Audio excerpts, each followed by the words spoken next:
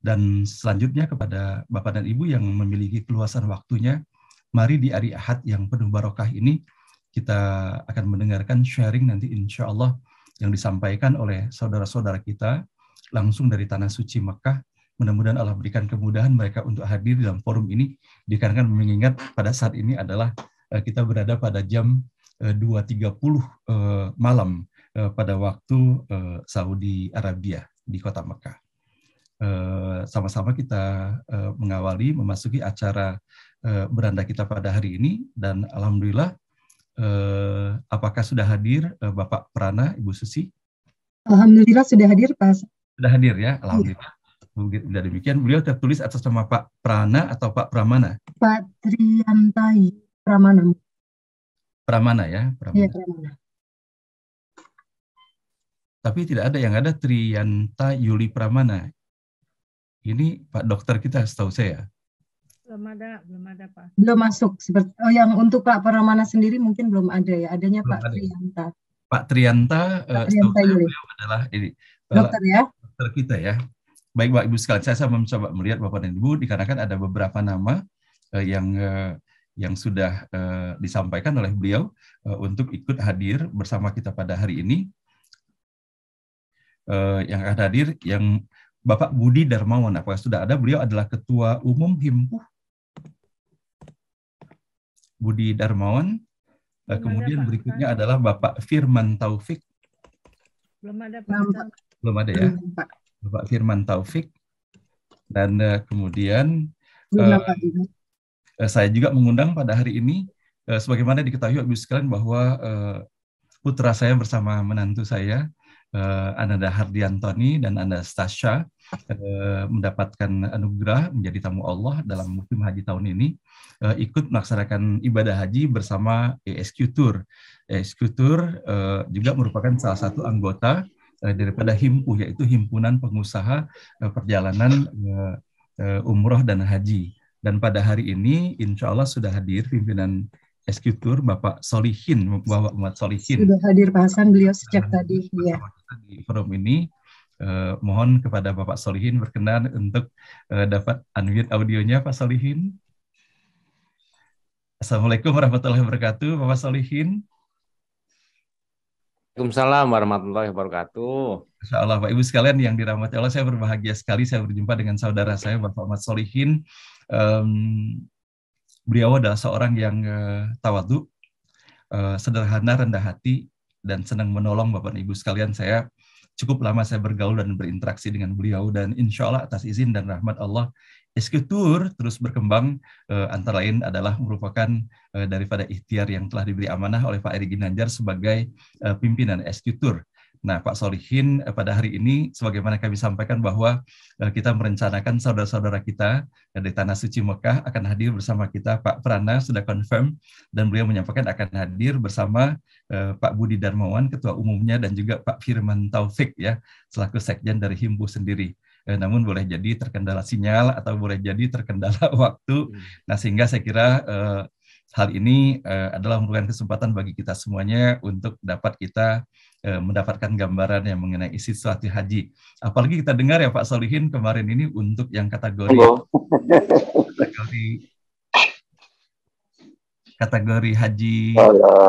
Assalamualaikum. Ini ada Pak Pramana. Ini apakah Pak Prana ataukah Pak Pramana?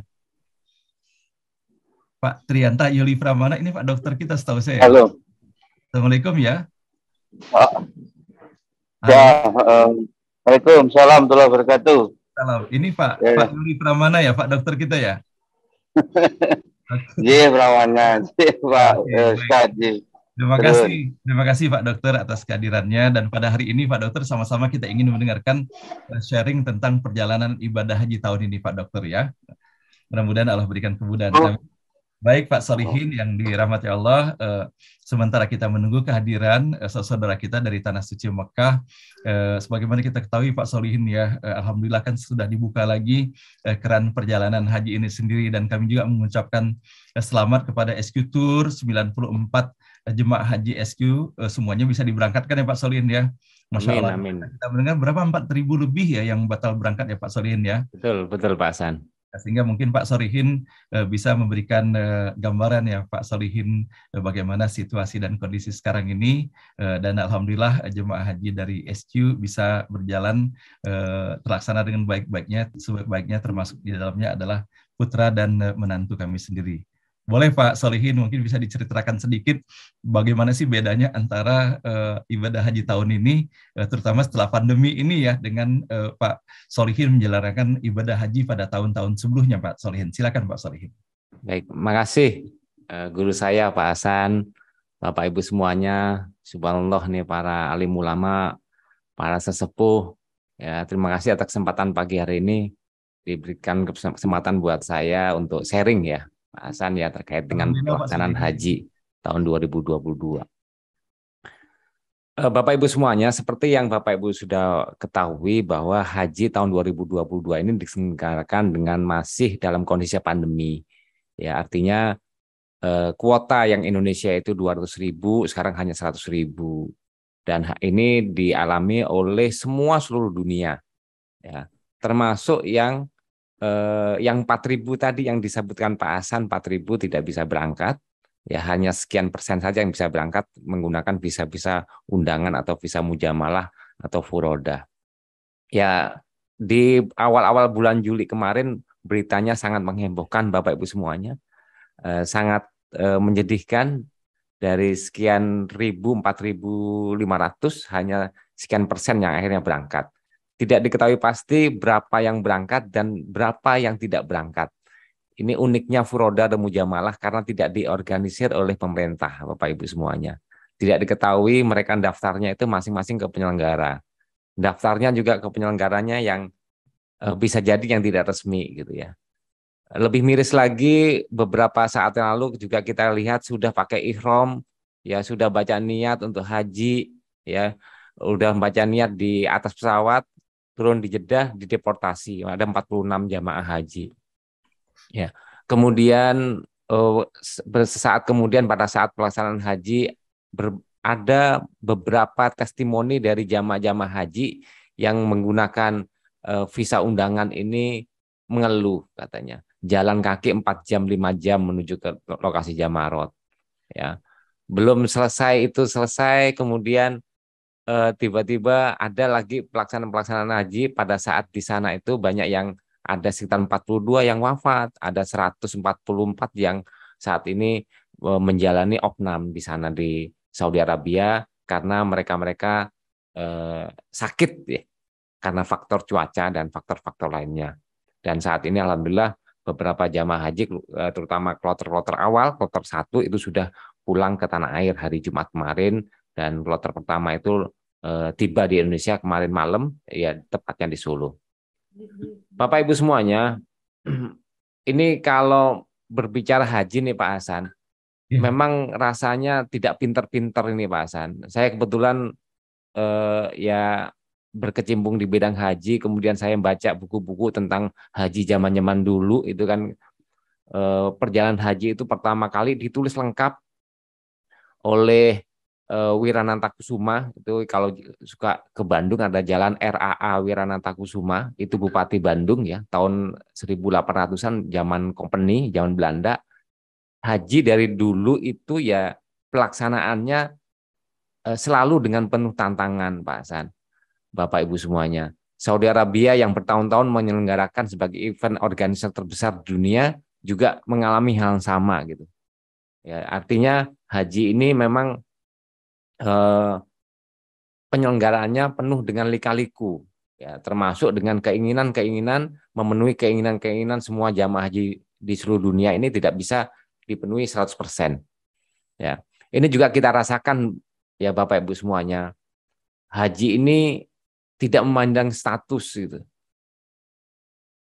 Yang tidak punya uang ya akhirnya kok bisa berangkat gitu ya. Tapi tantangannya luar biasa, nunggunya 40 tahun ya. Haji reguler kan 40 tahun nunggunya. 46 tahun bahkan di Sulawesi Selatan sana. Ya di Malaysia lebih dahsyat lagi, 1 abad tuh Pak Hasan kalau mau berangkat haji di Malaysia itu. 100 tahun. Ya kalau ikut haji reguler di Malaysia itu baru bisa berangkat haji. Untuk haji khusus 5-7 tahun. Ya. Kemudian untuk haji furoda mujamalah memang sih bisa langsung berangkat. Namun kan tidak mudah juga gitu. Tidak mudah juga. Artinya dari golongan yang paling bawah sampai golongan yang atas itu tidak mudah untuk bisa menjalankan atau tidak mudah untuk bisa berangkat haji. Ya, hanya mereka yang punya kesabaran, hanya mereka yang punya keikhlasan, dan hanya mereka yang punya keteguhan iman yang kuat untuk bisa melakukan haji. Ya, ini putra Pak Hasan juga luar biasa gitu ya. Ini salah satu rezeki, nikmat Allah. Habis bulan lalu kalau nggak salah ngobrol sama saya, Mas Solihin, saya pengen haji, saya baru pulang umroh segala macam cerita. Ya Bismillah, saya berusaha semaksimal mungkin. Kok dilalah bisa berangkat gitu. Ya, padahal daftarnya baru 1 bulan sebelum pelaksanaan haji ya. Ya bulan Juni ketemu saya, di awal bulan Juni, tanggal 2 Juli, alhamdulillah bisa berangkat. Namun itu pun tantangan tidak mudah Bapak Ibu semuanya. Saya yakin masalah uang tidaklah menjadi soal. Benar, uang tidak menjadi soal. Ya, 500 juta, 1 miliar, 2 miliar. Kalau ada kesempatan, ada kepastian, pasti kita juga bisa berangkat. Gitu. Namun kan kenyataannya beda. Gitu. Berapapun uang yang kita punya, ya banyak sharing-sharing dari para calon-calon jamaah sudah mengeluarkan uang 700 juta, 1,5 miliar. Ya pada akhirnya nggak bisa berangkat juga. Saya alhamdulillah Pak Hasan dan Bapak Ibu semuanya sudah hampir 20 tahun berkecimpung di dunia umroh dan haji itu. Kalaulah ini saya sering juga berdiskusi dengan Pak Hasan dengan lika-likunya gitu ya. Kalaulah saya itu hanya melaksanakan atau memberatkan jamaah umroh dan haji itu dengan intelektual saja gitu Bapak Ibu semuanya. Mungkin saya sudah beralih profesi ke tempat lain gitu. Ya, kalaulah saya hanya melihat hitungan-hitungan uang gitu ya. Mungkin saya juga sudah beralih profesi ke tempat yang lain juga. Namun ada satu ayat Al-Had 27 itu yang saya pegang gitu Bapak Ibu semuanya. Dan sejatinya ini tidak juga untuk Bapak Ibu semuanya sebagai katakanlah sebagai jamaah haji atau calon jamaah haji atau jamaah haji tunggu, tapi untuk kami penyelenggara. Di Al-Had 27 disampaikan wa adzina fin nasi bil haji ya'tuka rijalan wa ala kulli dhamirin ya'tina min kulli fajjin amik. Kita ini kan disuruh Allah untuk haji gitu ya. Dan berserulah gitu ya. Kita diminta Allah untuk berhaji. Ya. Kemudian kita akan datang dengan onta yang kurus katanya, dengan jalan kaki, dengan muka yang berdebu, ya. Itu usaha kita, ikhtiar kita gitu Bapak Ibu semuanya. Ya, nunggu 46 tahun, kemudian nunggu 7 tahun, ya, membayar uang 500 juta, 400 juta, itu adalah representasi daripada ikhtiar kita yang sungguh-sungguh tadi yang Allah tadi sampaikan. Namun kita berserah juga ke Allah. Allah kemudian berkata, aku akan yang menyampaikan gitu.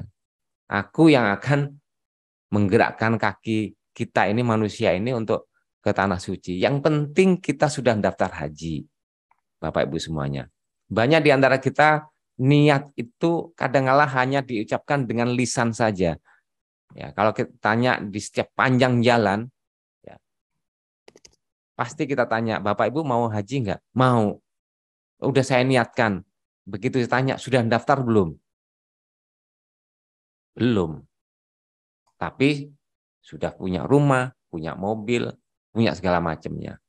Daftar haji kan hanya perlu uang 25 juta untuk reguler. Daftar haji itu kan hanya butuh uang $5.000 untuk mendapatkan porsi haji. Ini mana kesungguhan yang memang harus kita upayakan Bapak Ibu semuanya. Kemudian ini ada budaya juga nih Pak Hasan dan Bapak Ibu semuanya yang meninggalkan budaya di Indonesia. Ya kalau kita ingat anak cucu kita nih Pak Hasan, ya, anak di rumah kita ya, pasti termasuk saya pribadi gitu. Pesan kita ini sebagai orang tua, pesan kita sebagai kakek nenek itu pasti begini, rata-rata begini di Indonesia. Nah kamu kalau sudah besar, kalau sudah punya penghasilan yang cukup, jangan lupa daftar haji. Betul ya? Namun pesan kita bagus, alhamdulillah. Namun coba kita lihat, pada saat cucu kita, anak kita, ya, itu beranjak dewasa, umur 17 tahun, atau lulus SD, lulus SMP, yang kita berikan hadiahnya apa? Benda-benda elektronik yang harganya 25 juta. PS, iPhone. Ya, kemudian kita jalan-jalan ke Jepang, kita jalan-jalan ke Eropa. Namun kalau suruh kita kasih hadiah untuk haji, nanti saja kalau kamu sudah kerja, sudah mapan hidupnya. Ini budaya yang menurut saya harus dirubah, Bapak Ibu semuanya. Daftar haji itu nggak harus di usia kita 40 tahun, 45 tahun, 50 tahun. Daftar haji itu bisa dimulai dari umur 12 tahun. Daftar haji itu hanya dengan 25 juta sudah dapat porsi haji. Nggak usah dipikirin nanti berangkatnya 40 tahun lagi atau 25 tahun lagi. Paksa anak kita untuk daftar haji. Paksa anak kita daftarkan saja haji. Kalau anak kita, cucu kita ditanya, "Nak, mau nggak daftar haji?" Jawabannya rata-rata tidak mau, Bapak Ibu semuanya. Ya kenapa? Karena mereka masih kecil, masih remaja, belum ada kesadaran ke arah sana. Paksa saja daftarkan haji, nanti toh berangkatnya 20 tahun lagi, 30 tahun lagi. Pada saat 30 tahun lagi itu, Bapak Ibu semuanya, apa yang terjadi?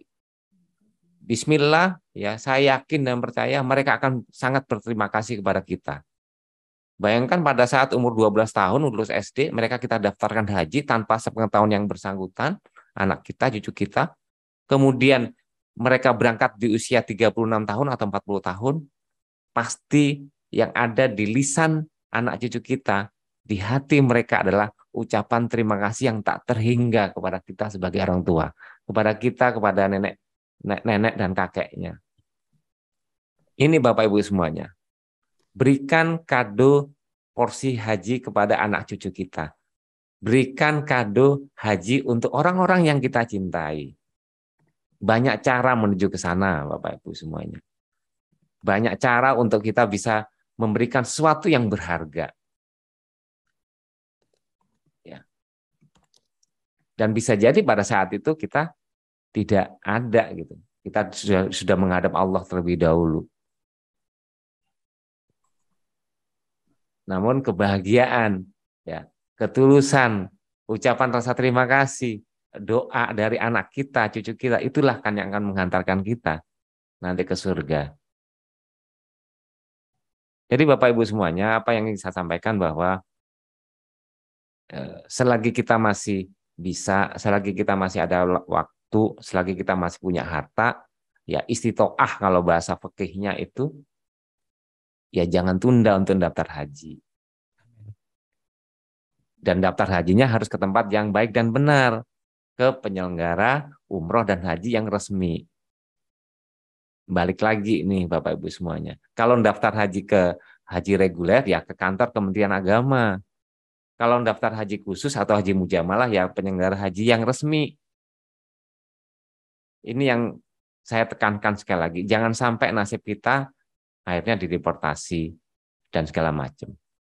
Ini mungkin sharing sedikit Pak Hasan.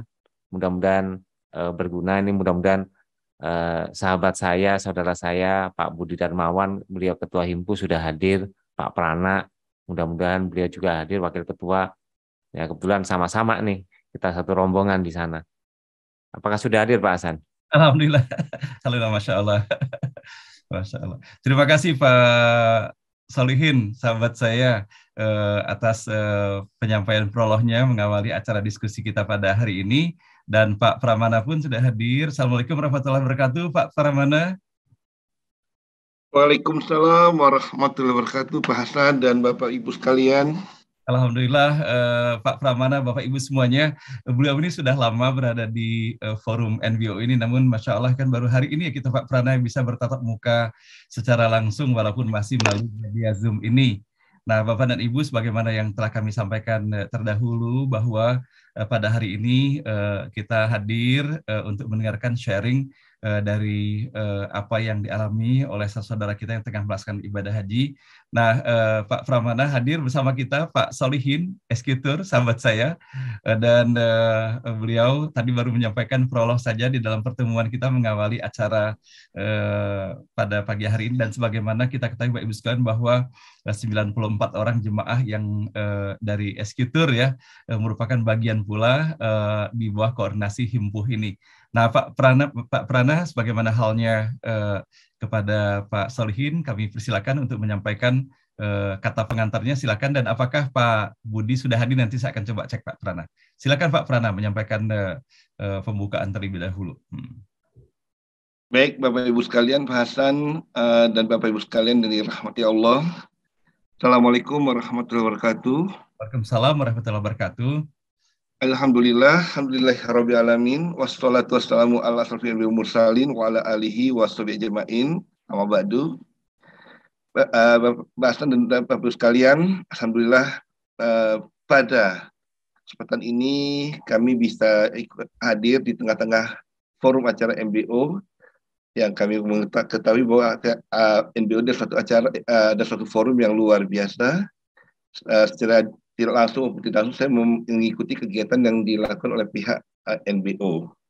Yang pertama, alhamdulillah pada pagi hari ini kami berkesempatan untuk bisa ikut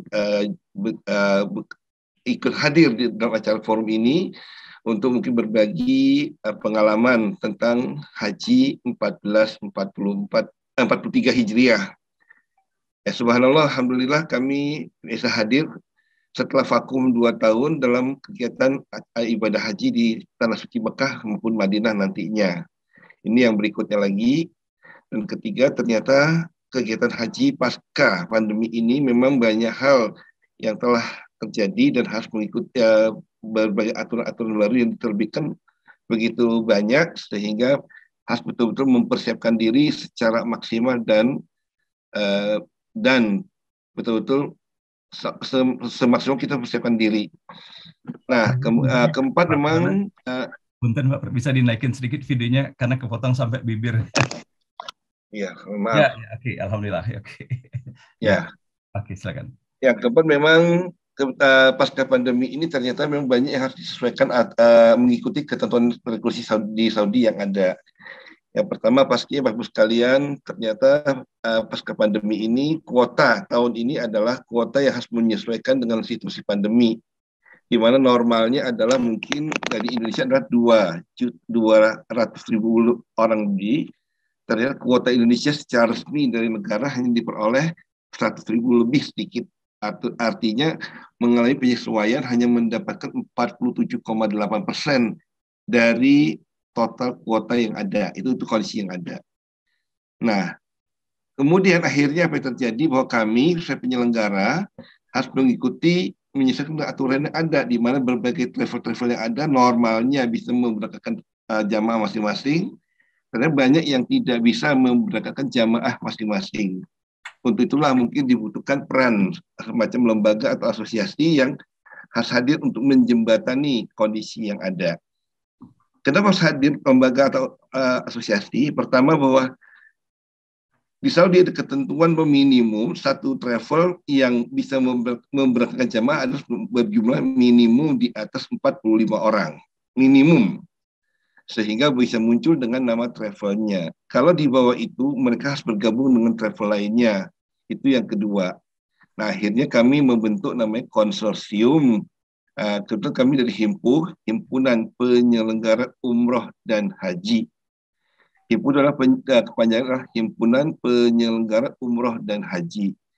Dan kami hadir untuk menjembatani anggota-anggota kami yang kebetulan ternyata ada travel yang hanya mendapatkan jatah kuota 2 orang, ada yang 3 orang, ada yang 10 orang, ada yang mungkin cuma 4 orang. Jadi kami bergabung.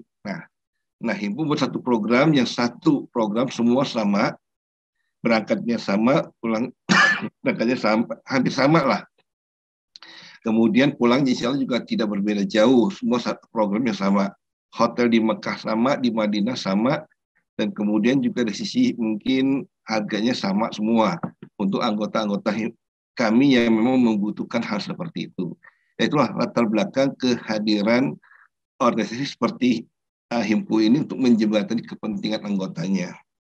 Selain itu juga, karena sejak disahkannya Undang-Undang Nomor 8 Tahun 2019 tentang haji furoda, maka kami juga menyelenggarakan haji untuk furoda atau haji tanda petik yang dikenal dengan nama haji undangan. Nah, rupa-rupanya juga haji furoda untuk tahun ini juga mengalami penyesuaian di mana kuotanya juga mengalami pengurangan. Sehingga terjadilah banyak hal kemarin mungkin di tanah air, banyak juga jamaah-jamaah yang akhirnya tidak bisa berangkat.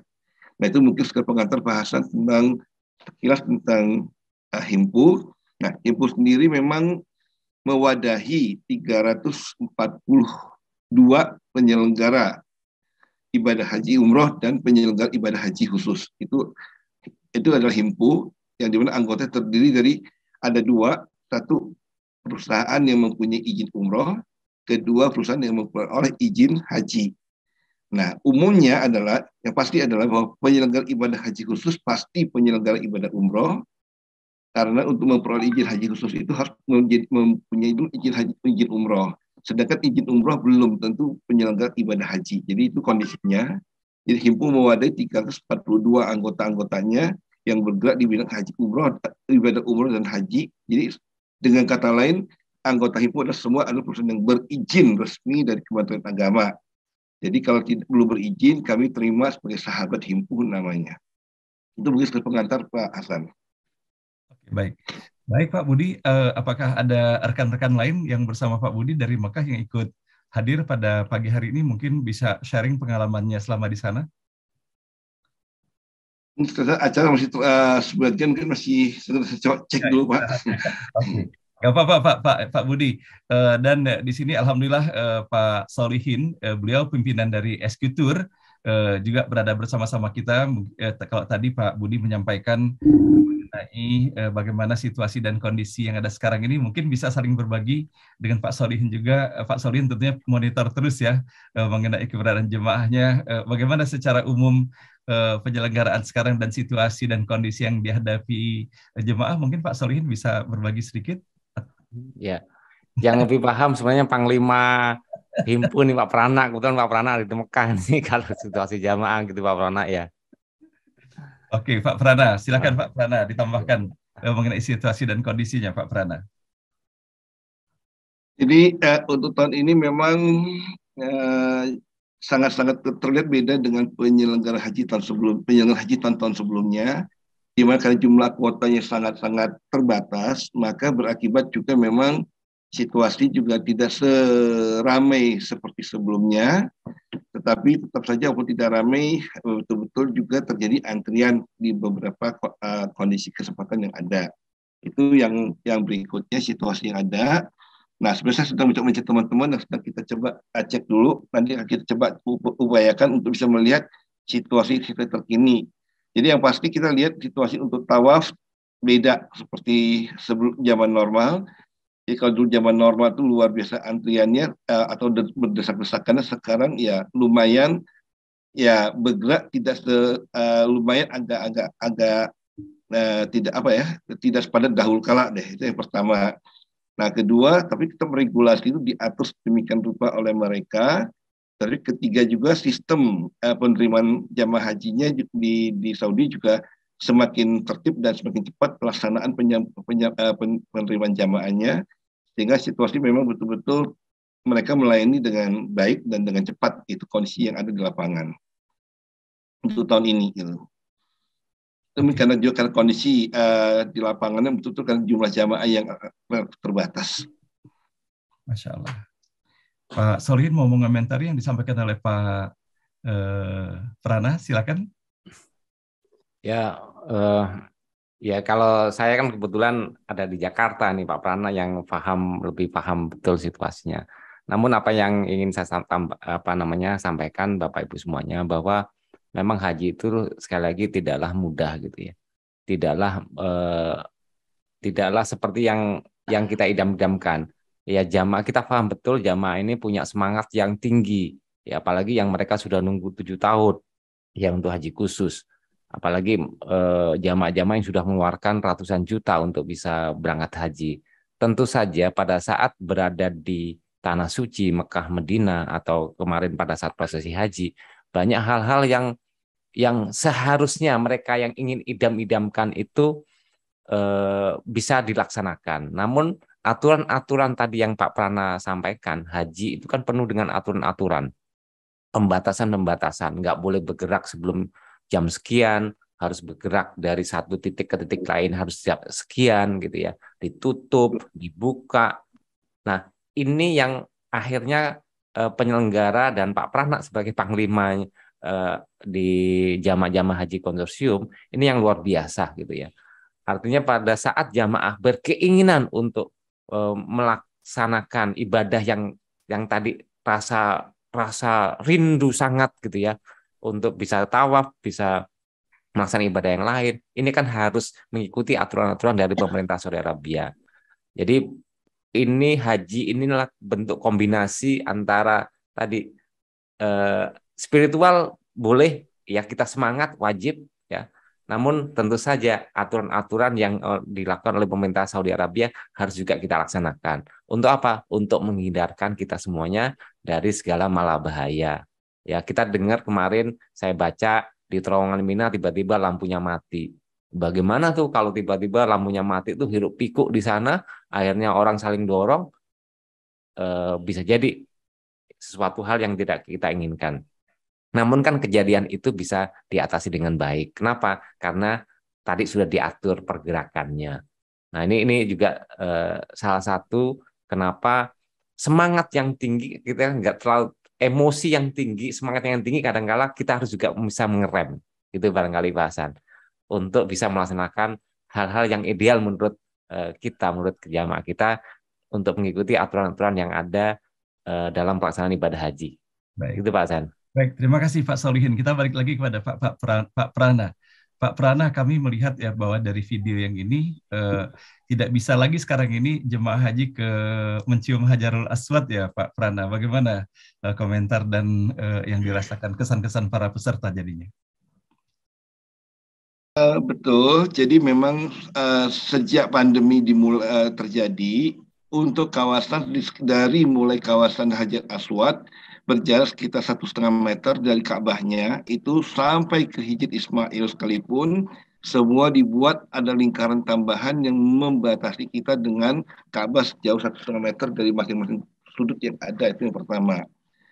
Itu satu. Nah, memang waktu itu terjadi penutupan sedemikian rupa, tetapi rupa-rupanya subhanallah semua tamu-tamu Allah mengerti dan mereka juga tidak ada yang berusaha untuk nekat untuk berusaha ke arah Hajar Aswad ataupun ke Hijr Ismail. Jadi semua lokasi yang ke arah sana dibuat batasi satu lingkaran tambahan sehingga semua jamaah memang akan tawaf di luar dari 1 meter itu. Itu kondisi yang ada Pak Hasan. Oke. Kenapa demikian? Karena memang kita ingat persis ada suatu kejadian waktu awal pandemi di mana kejadian di Iran ya.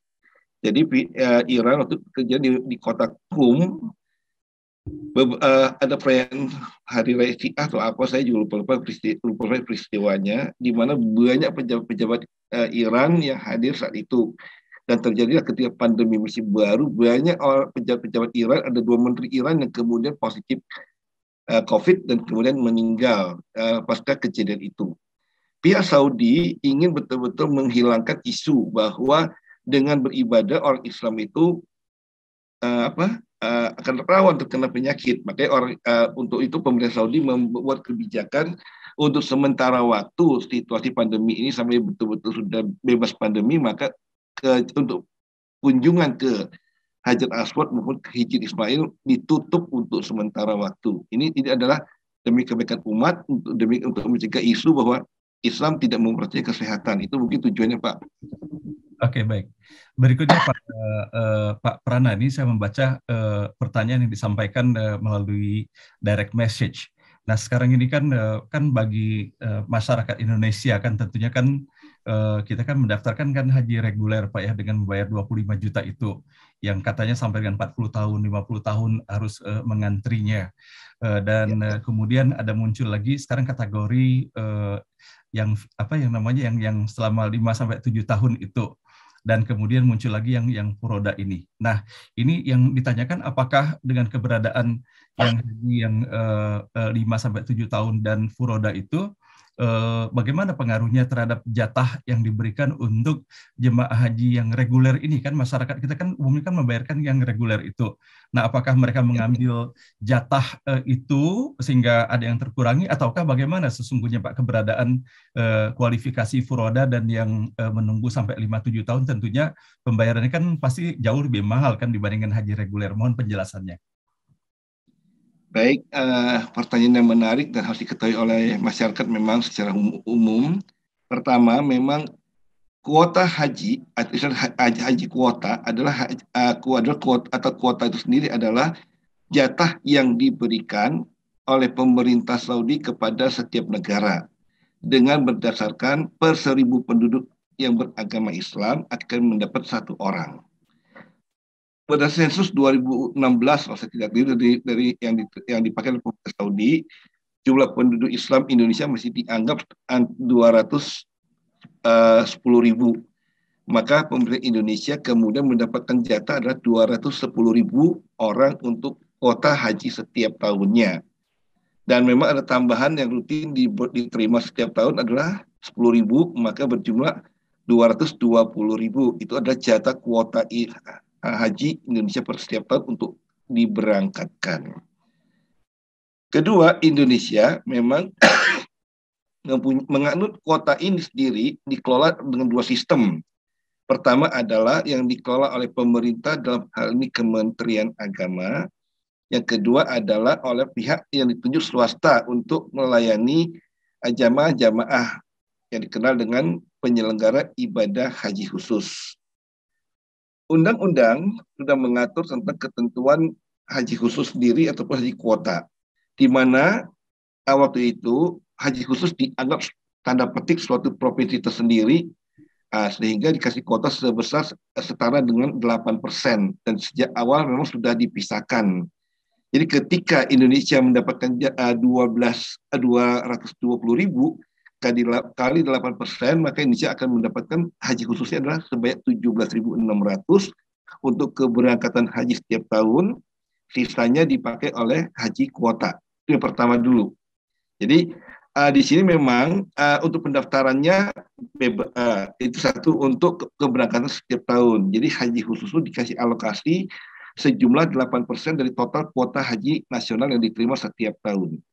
Jika jumlah jamaah haji meningkat, maka tetap kuota haji khusus adalah sejumlah 8%. Itu untuk keberangkatan. Tetapi untuk pendaftaran dikelola secara terpisah.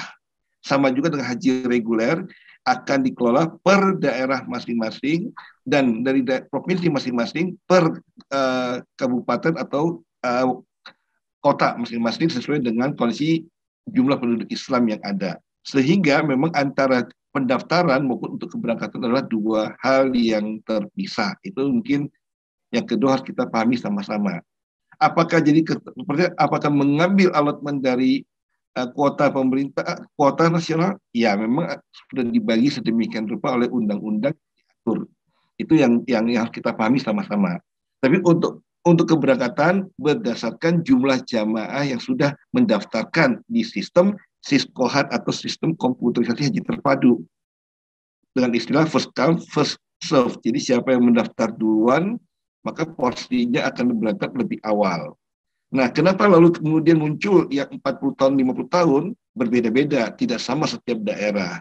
Daerah Indonesia Selatan, Indonesia Timur, terutama daerah Sulawesi Selatan ataupun Kalimantan Selatan itu memang jumlah penduduk Islamnya sedemikian rupa atensi untuk berangkat sehingga mereka yang mendaftarkan jumlah jamaahnya ya cukup sangat tinggi sehingga terjadi antrian antara 30-40 tahun itu. Itu mungkin kondisi yang ada. Jadi berbeda-beda di setiap daerah juga. Ada daerah-daerah mungkin yang agak kecil penduduk Islamnya juga mungkin tidak banyak, itu juga lebih pendek waktu tunggunya. Nah, haji khusus sendiri jumlah jamaah yang mendaftar itu sudah masuk antrian normalnya sebelum pandemi adalah 6 tahun. Artinya sejak saya daftar 2014 berangkat 2020. Hal ini terbukti ketika jamaah yang berangkat haji 2022 ini adalah jamaah haji yang sudah mendaftarkan diri di tahun 2014, ada beberapa yang mungkin kategori 2015. Itu kondisi berikutnya tentang haji kuota. Jadi inilah mungkin harus dipahami sama-sama oleh masyarakat. Tidak ada saling mengambil kuota atau mengurangi jatah dari masyarakat yang ada di wilayah manapun untuk kepentingan apapun. Ini sudah diatur sedemikian rupa karena haji khusus ini diakui oleh negara, oleh undang-undang sejak tahun ya 90-an, bahkan 80 sudah dikenal istilah haji khusus ini. Kenapa disebut haji khusus? Karena dengan pelayanan-pelayanan tertentu maka ada kekhususan. Itulah haji khusus. Lalu yang ketiga ada namanya haji yang diberangkatkan saat tahun berjalan, mereka daftar bisa berangkat. Ini dikenal dengan mungkin istilah haji mujamalah ataupun haji furoda. Nah, ini harus dipahami oleh masyarakat juga kehebohan yang terjadi. Apa itu mujamalah? Mujamalah itu adalah haji yang undangan resmi yang dikelola oleh pihak Kementerian Luar Negeri Saudi. Artinya apa?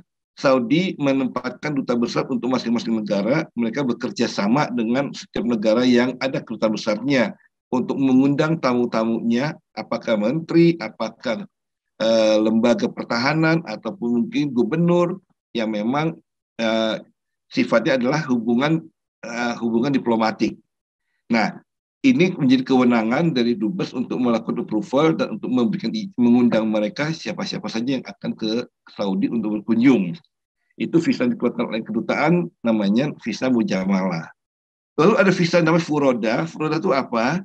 Visa yang dikeluarkan juga oleh oleh lembaga kementerian khusus, itu mungkin Kementerian Luar Negeri juga.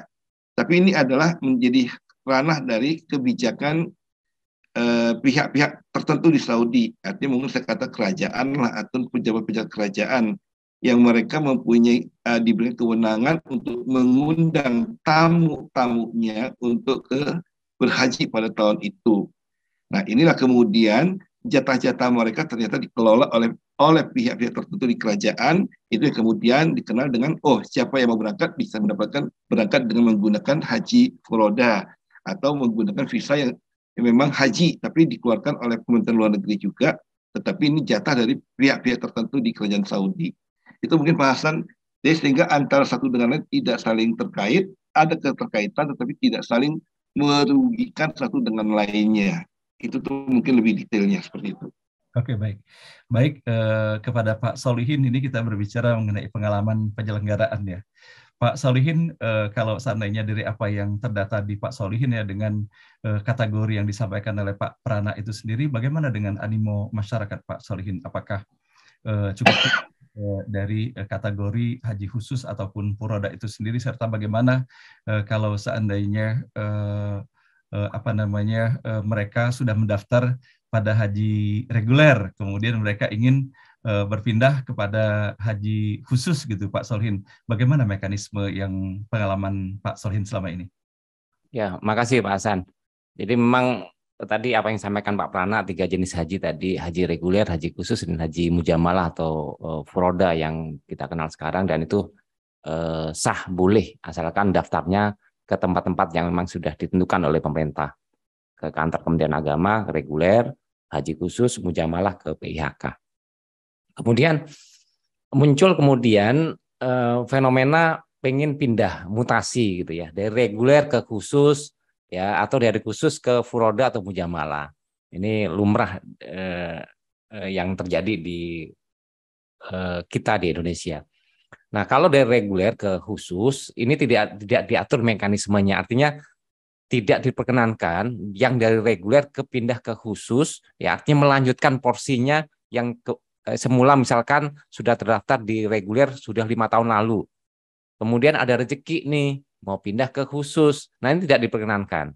Ya, tidak boleh melanjutkan. Yang boleh ya mendaftar baru lagi gitu, dari nol lagi gitu ke haji khusus. Pun sebaliknya, dari haji khusus ke reguler pun sama. Jadi tadi Pak Prana sudah menyampaikan ya, porsinya khusus dan reguler itu sudah diatur dari awal. Jadi mangkoknya itu sudah terpisah dan nggak boleh pindah mangkok gitu. Boleh pindah mangkok tapi balik lagi dari nol lagi gitu ya. Yang diperbolehkan adalah misalkan dari reguler ke reguler, ya dari Jakarta pindah ke Jawa Timur itu mutasi. Ya, yang diperbolehkan misalnya daftar dari PHKA semula daftarnya, kemudian pada saat menjelang keberangkatan pindah ke penyelenggara B, itu diperkenankan, dibolehkan. Itu boleh nggak punya orang itu punya 2 porsi? Ya sementara ini yang diatur ya boleh-boleh saja punya porsi di reguler, punya porsi di haji. Yang nanti akan kena dengan aturan adalah apabila jamaah haji diperkenankan untuk berangkat haji kembali setelah 10 tahun, itu baru diperkenankan untuk berangkat kembali. Bagaimana kalau haji mujamalah? Nah, mujamalah ini kan tidak diatur oleh pemerintah. Ya, jadi kami penyelenggara ini kan hanya melaporkan saja, ya, melaporkan saja siapa-siapa yang berangkat, jumlahnya berapa. Jadi tidak tercatat di Siskohat tadi yang disampaikan Pak Prana. Jadi Mama sekarang sudah berangkat haji mujamalah, sudah berangkat ke sana. Katakan nanti tahun 2025 karena sudah punya porsi haji khusus juga berangkat lagi tahun 2026. Ya dari sisi aturan ya boleh gitu. Diperkenankan walaupun aturan itu 10 tahun. Tapi kan yang mujamalah ini tidak tercatat di Kementerian Agama, tidak tercatat di sistem komputer haji gitu, Pak Hasan.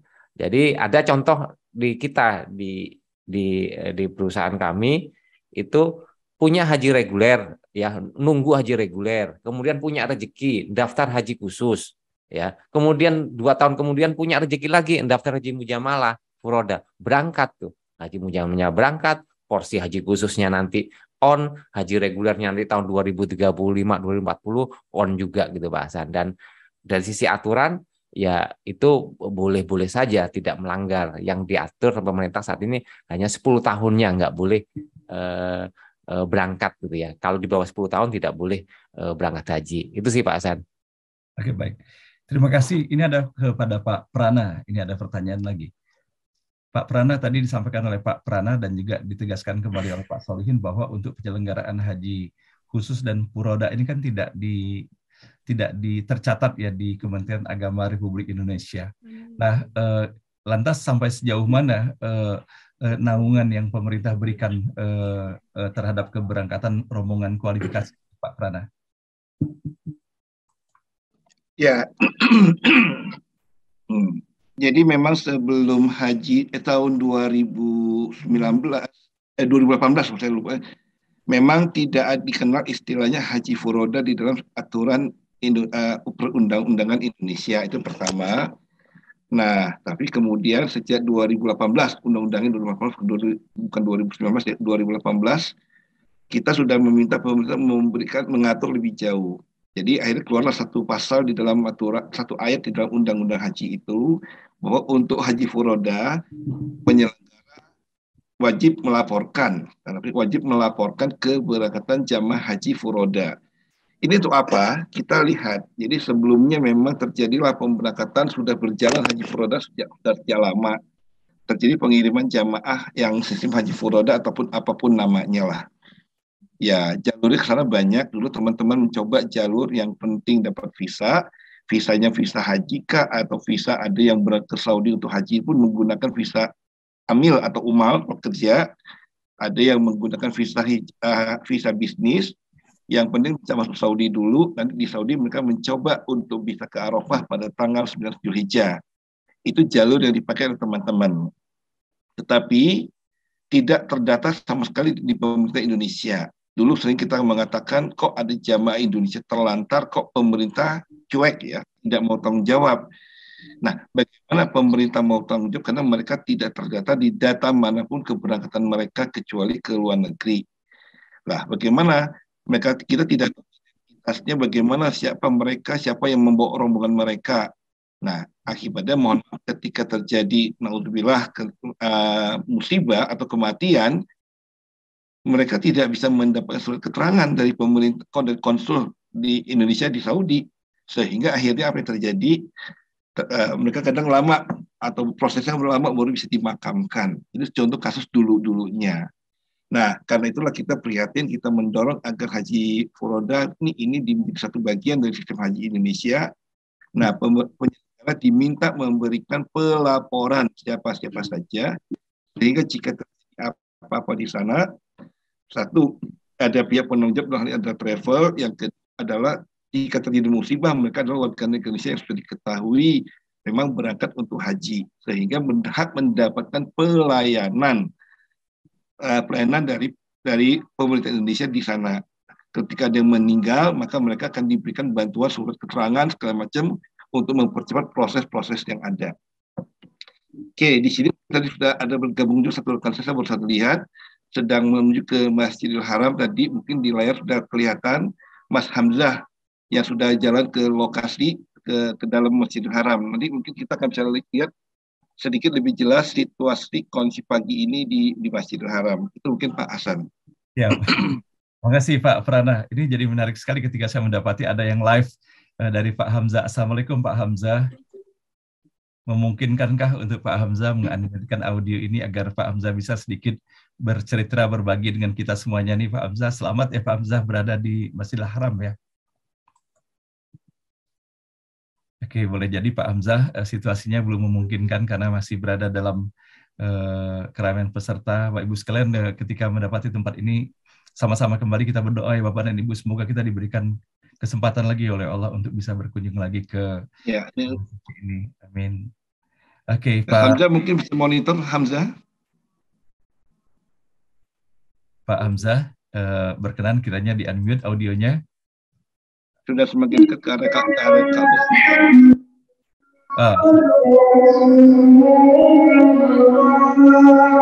Azan pertama Ustaz di sana. Azan pertama 1 jam sekarang ini.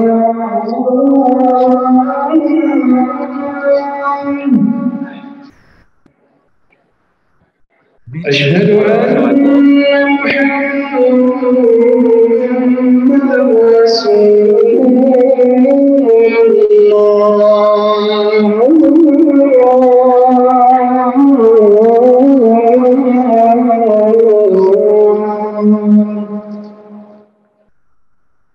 Assalamualaikum.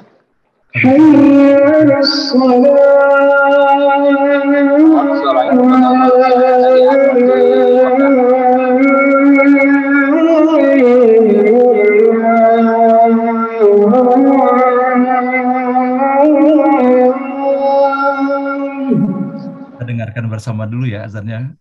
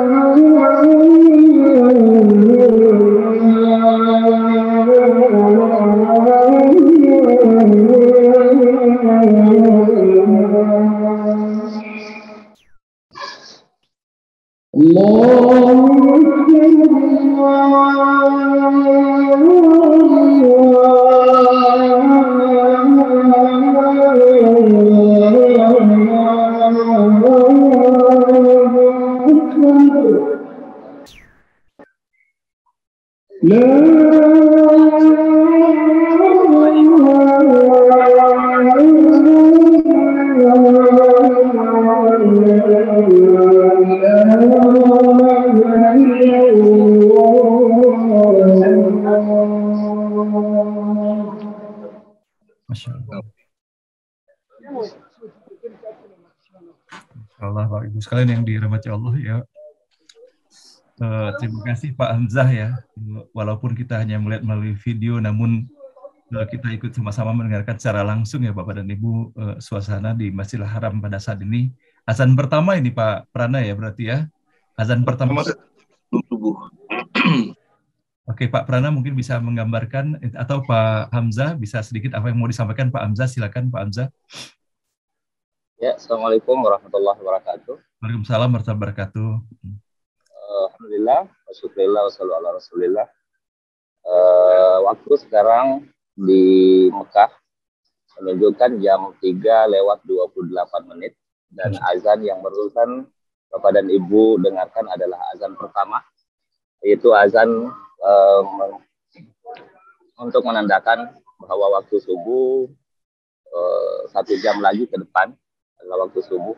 Dan ini adalah kondisi di mana jemaah yang sedang melakukan tawaf di lantai 2 karena selama musim haji pintu masjid untuk masuk ke lantai 1 2 jam sebelum waktu sholat sudah ditutup, dan ini adalah prosesi jemaah yang melaksanakan tawaf di lantai 2.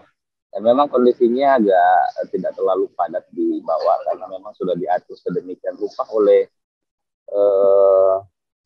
petugas-petugas kepolisian Arab Saudi, sehingga kondisi tawaf tidak terlalu padat seperti di tahun-tahun haji sebelum terjadinya pandemi yang menimpa seluruh negara seperti di Indonesia pada saat ini. Ya, mungkin itu yang bisa disampaikan, Pak. Baik. Pak Hamzah, ini mohon izin nih kalau sana kami mau menanyakan sifat yang sedikit pribadi ya Pak Hamzah. Tentunya kita menyadari bahwa tidak mudah sekarang ini untuk bisa berhaji ke tanah suci ya. Nah tentunya Pak Hamzah sendiri kan melalui perjuangan juga Pak Hamzah ya. Terus apa yang Pak Hamzah rasakan Pak Hamzah dengan melaksanakan ibadah haji ini secara spiritual, pembelajaran apakah yang Pak Hamzah rasakan dan dapatkan, mungkin bisa ada sesuatu yang di-sharingkan kepada kita, bagaimana kita bisa menyiapkan diri ataupun hal-hal lain mungkin sebagai nasihat Pak Hamzah kepada kami semuanya. Silakan Pak Hamzah bila ada. Alhamdulillah Bapak dan Ibu sekalian, bahwa memang perjalanan ibadah haji adalah memang adalah panggilan khusus oleh Allah Subhanahu wa taala, dan Allah yang Maha memampukan untuk melaksanakan ibadah haji. Untuk pelaksanaan haji tahun ini alhamdulillah berkat perjuangan para tim dari asosiasi HIMPU, dan saya ditunjuk bersama-sama tim yang lain untuk menjadi pengurus dalam pelaksanaan ibadah haji dari asosiasi HIMPU.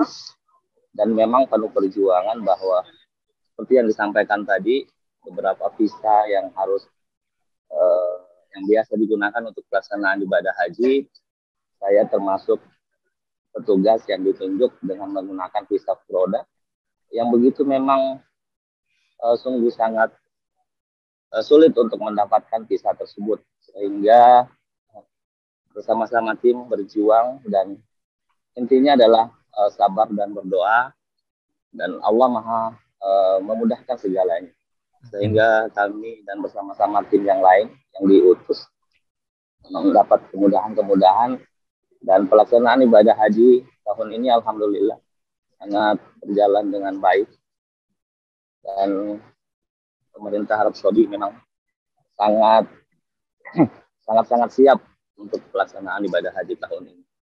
Sangat berbeda dengan pelaksanaan tahun-tahun haji sebelumnya, di mana tidak ada kemacetan-kemacetan atau problem-problem yang sulit dirasakan pada saat pelaksanaan ibadah haji tahun ini. Sekian, Pak. Baik, Masya Allah. Terima kasih Pak Hamzah, semoga Bapak terus diberikan kemudahan, dan semoga Pak Hamzah bersama seluruh rombongan mendapatkan haji yang mabrur, diberkahi dan diridai Allah Subhanahu wa taala.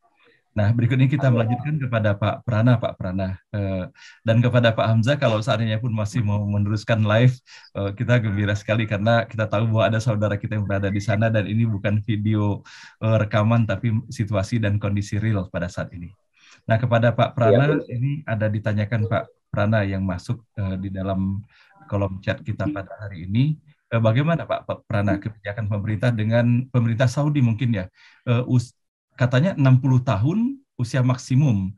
Terus kalau misalnya mereka yang sudah mendaftar ternyata hanya selisih sehari kemudian tidak bisa lagi, apakah kemudian hak dan jatah mereka itu bisa dipindahkan kepada keluarganya, Pak Prana? Mohon penjelasan. Ya, baik. Mas Hamzah mungkin bisa turun ke lantai bawah. Mas Hamzah coba nanti kalau bisa diupayakan ke lantai bawah supaya bisa lebih kelihatan di area tawaf kalau memungkinkan ya. Itu yang pertama. Yang kedua memang tahun ini untuk awalnya umroh juga sama, ada pembatasan usia itu batas maksimal 65 tahun. 65 bukan 60, saya luruskan dulu.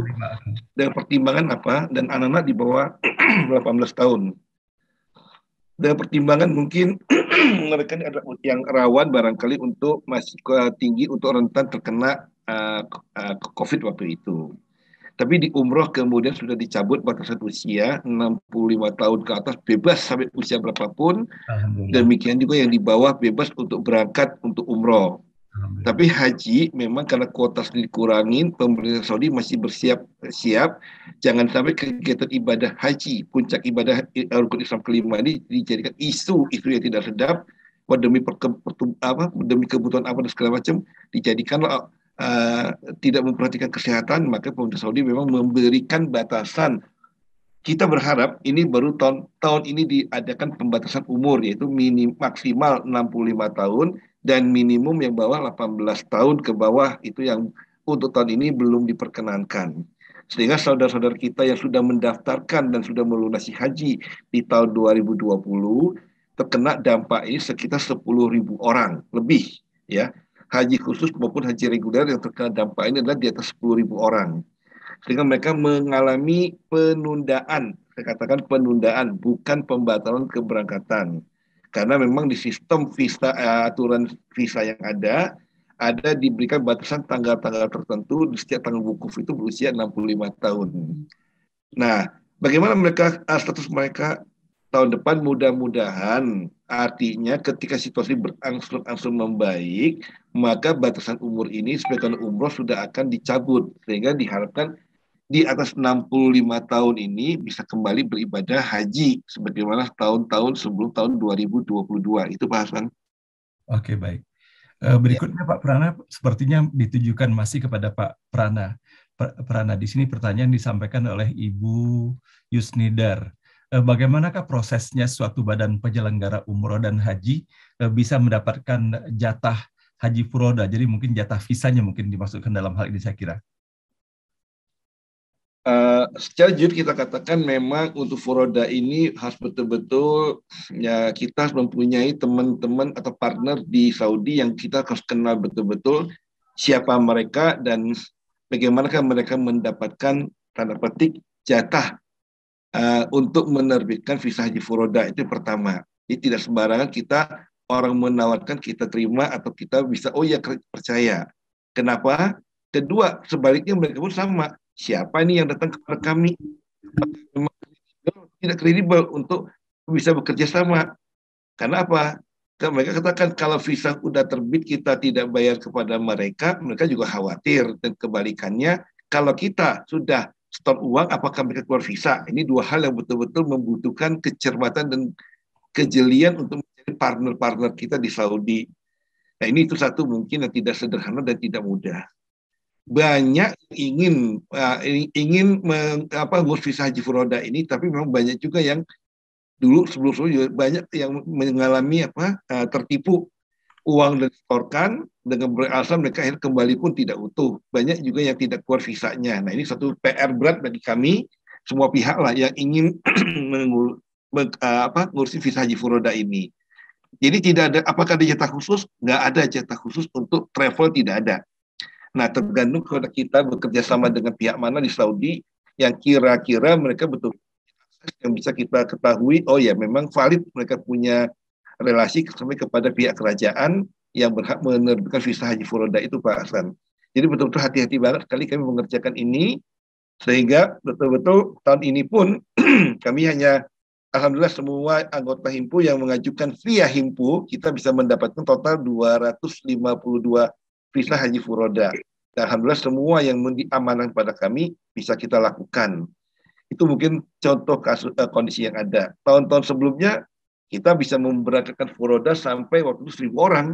Nggak, tahun ini memang hanya dapat 252. Itulah kondisi di lapangan. Jadi betul-betul hati-hati sekali kami itu. Nah, mereka katakan kalau ada uang, Anda bisa dapat visa. Kalau nggak ada uang, jangan bicara dulu. Jadi ada uang dibuka dulu, tapi kami bilang buktinya apa nih? Sama-sama ya kita buktikan. Nah, ini mungkin ada perjanjian khusus yang harus kita buat, tidak saling ya dirugikan tentang hal ini, Pak Hasan. Itu yang terjadi pada awal ini visa furoda. Jadi kami juga baru ya mencoba lah, pada yang sudah ada kami coba perkuat. Alhamdulillah tahun ini semua bisa terlaksana dengan baik. Terima kasih. Terima kasih Pak Prana. Berikut ini kami beralih lagi ke Pak Solihin. Pak Solihin, ya alhamdulillah kan dari eksekutor kan mendapatkan alokasi sampai dengan 94 orang. Kalau di eksekutor, apa saja Pak Solihin yang diberikan, fasilitas yang diberikan kepada peserta selain daripada secara fisik? Apakah ada muatan-muatan spiritualitas ketika kita sudah mendaftar sampai dengan diberangkatkan, atau kemudian setelah pulangnya, apakah ada sesuatu yang diberikan secara khusus untuk jemaah haji dari SQ ini? Ya, makasih Pak Hasan. Jadi haji ini yang Bapak Ibu sudah pahami, tadi juga Pak Prana sampaikan, saya juga sampaikan bahwa menunggu berangkat haji ini kan haji khusus 5-7 tahun. Ya, manakala kita sudah terdaftar haji, dapat porsi haji, kan sudah seyogyanya kita sudah mulai memantaskan diri untuk bisa berangkat haji. Baik dari segala bentuk keilmuan, dalam bentuk pengendalian diri emosional, dan tentu saja hati juga harus disiapkan untuk bisa berangkat pada tahun keberangkatan 5-7 tahun yang akan datang. Tentu saja pada proses menunggu ini, manasik, katakanlah biasanya kita sebut manasik itu, ya sejatinya harus dimulai dari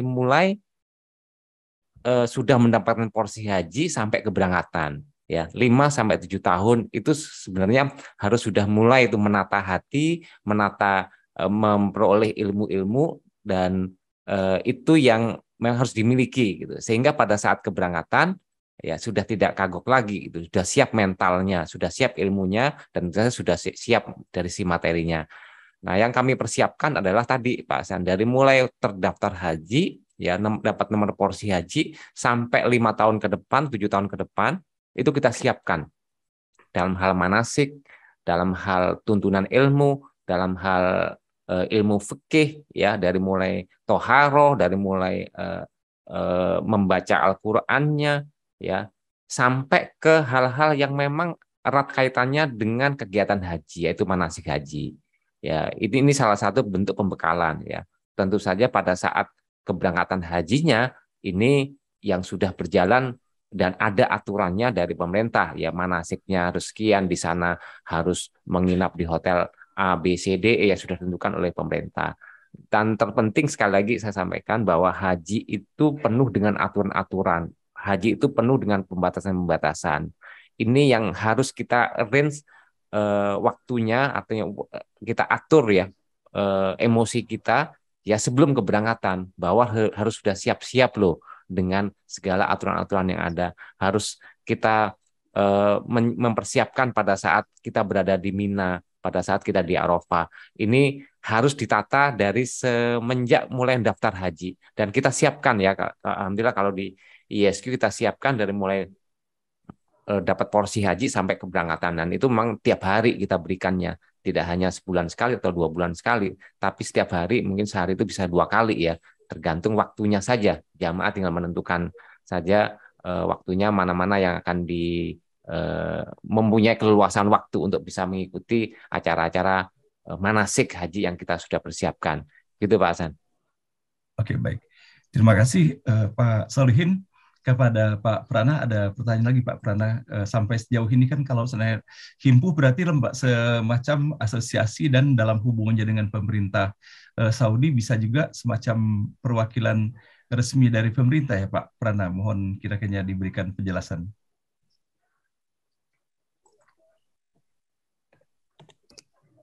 Pak Prana. Oke, Pak Ya. Prana, ini ada pertanyaan di direct message Pak Prana. Ini kan tadi Pak Prana menyampaikan bahwa tahun ini kan mendapat 239 ya Pak Prana ya, untuk yang jemaah haji furoda ini ya. Dan kemudian dari Himpus ini, apakah dalam hal ini Himpus ini ada semacam badan yang bisa menjadi representasi pemerintah di bawah naungan Kemenak dan berhubungan juga dengan lembaga-lembaga haji yang ada di Saudi Arabia, atau bagaimana Pak Prana? Jadi di Indonesia travel-travel yang ada itu memang bergabung dalam asosiasi atau sejenis himpul lah ya. Untuk saya sebut ada teman-teman dari tetangga kita juga, kita kata saudara kita juga, ada namanya Ampuri, ada Kesturi dan lain-lainnya. Jadi masing-masing ini mewadahi kepentingan anggotanya. Nah, saat tertentu juga asosiasi ini kemudian akan mencoba berkomunikasi satu dengan lainnya. Kita namanya forum komunikasi antara asosiasi. Nah, tetapi masing-masing pihak itu mempunyai jalan untuk berhubungan dengan pihak Saudi. Jika memang diperlukan satu kondisi, satu pintu, ya kita akan diskusikan di dalam satu forum. Tapi di sisi lain juga, bisa masing-masing berhak untuk mencari partner di Saudi yang kita anggap memang bisa membantu kepentingan anggota masing-masing yang ada, Pak. Jadi, nah, selama ini juga kita selalu minta ketika kita bicara forum, kita selalu minta juga bantuan pihak pemerintah, nomor Kementerian Agama untuk mendampingi kita saat melakukan beberapa negosiasi-negosiasi yang penting. Misalnya seperti kemarin ketika kita bicara soal harga, mungkin kenaikan harga Arafah Mina, juga kita minta bantuan pemerintah untuk mendampingi, sehingga betul-betul juga kita tidak berdiri sendiri, tapi kita juga saling bekerja sama dengan pemerintah untuk kepentingan jamaah haji Indonesia. Nah, itu kondisi yang ada. Jadi masing-masing mempunyai kepentingan, tapi juga masing-masing saat tertentu dibutuhkan, kami juga harus bekerja sama antara lintas asosiasi. Itu dalam forum komunikasi antar asosiasi, Pak. Oke, baik. Jadi saat ini dari ambil gambar dari lantai 1 ya. Jadi kita memang belum bisa turun ke bawah. Seperti gambar saya sekarang ini di Saudi sudah tidak lagi terjadi pembatasan, bisa dilihat wajah yang tampil tidak menggunakan masker. Nah, ini situasi ketika orang ada di Masjidil Haram, masuk ke Masjidil Haram, ada yang mesti menggunakan masker, ada yang tidak menggunakan masker. Sudah tidak suatu kewajiban juga untuk menggunakan masker ketika masuk Masjidil Haram. Memang ketika nanti kita di Madinah nanti kita akan melihat ada di beberapa masjid yang masih menekan haji masker, kata itu pakai masker. Tapi kalau untuk Masjidil Haram sudah tidak ada, kalau nggak masker juga bisa masuk, itu satu. Kedua, sebelumnya orang untuk tawaf itu, tawaf sunat terutama, setiap untuk masuk ke area tawaf harus menggunakan ihram. Ini sudah tidak. Kemarin pagi saya coba juga bisa turun ke lantai bawah subuh, kemudian setelah habis subuh kita mau tawaf sunat, bisa demikian mudah masuk ke lantai 1 juga untuk tawaf sunat juga di lantai dasarnya untuk tawaf sunatnya. Nah, ini ketika kita lihat di antara pagar pembatas itu ada dinding juga kaca sebelumnya itu yang mungkin sama-sama terlihat.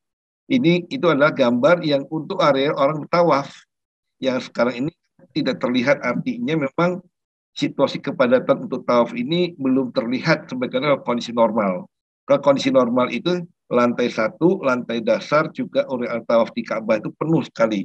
Ini terlihat bahwa untuk tawaf masih space-nya kosong untuk lantai 1-nya. Nah, di lantai dasar pun kalau kita bisa lihat gambar ini mungkin ini agak susah untuk turun ke bawah. Tidak sepadat sebagaimana biasa. Ya, kalaupun desak-desakan ya berbeda banget dengan dahulu. Situasi ini justru jauh lebih tidak ramai dibanding ketika Ramadan kemarin. Jadi Ramadan itu betul-betul menjadi puncak penyelenggaraan ibadah umroh yang kepadatannya oleh beberapa jamaah kita seperti waktu Ramadan berangkat jauh lebih padat situasi di bulan Ramadan dibanding situasi normal situasi haji saat ini itu Pak Hasan. Itu gambaran saja itu kondisi yang ada.